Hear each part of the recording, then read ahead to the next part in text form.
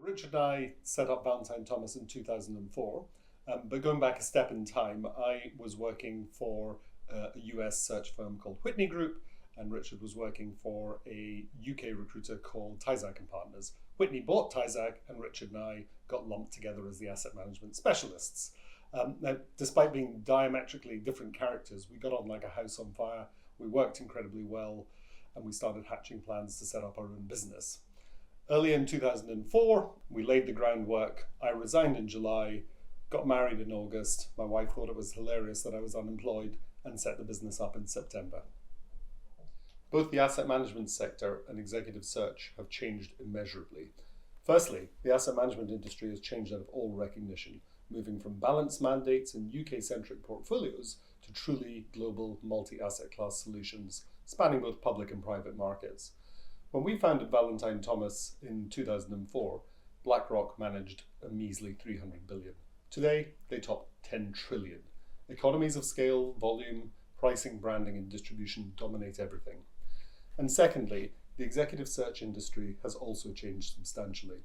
Recruitment firms near the bottom of the food chain have been eclipsed by LinkedIn and in-house talent teams. And true executive search has had to reinvent itself, seeking scale or specialism.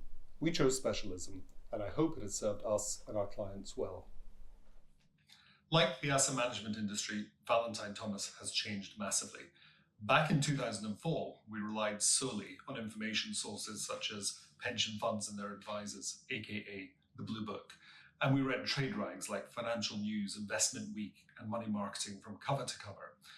Times have changed, and we now have an ever-growing database currently spanning over 50,000 front office asset management professionals. And this IP is key, and we become much smarter at utilizing this data to the benefit of our clients. Now, I know it's a hackneyed phrase, but a business is only as good as its people. And we've had some brilliant people. From Richard Valentine, a true force of nature until his retirement 2 years ago, and Elizabeth Williamson, through to Alex Diffie, David Harms, and Amanda Floyd, who've all joined as partners in recent years. David is now a managing partner, and he's been the driving force in modernizing the business and building the brand, along with Georgia Hill, our fabulous Chief Administrative Officer, pulling the strings. Looking back over the past 20 years, it's been a lot of fun, but not all plain sailing, with challenges coming thick and fast, everything from the global financial crisis, through Brexit, GDPR, COVID-19, and the current economic and geopolitical instability. I've always wanted the business to be run as a partnership and to keep going long after I've shuffled off. And I feel confident we now have the right people and the right structure to make that happen.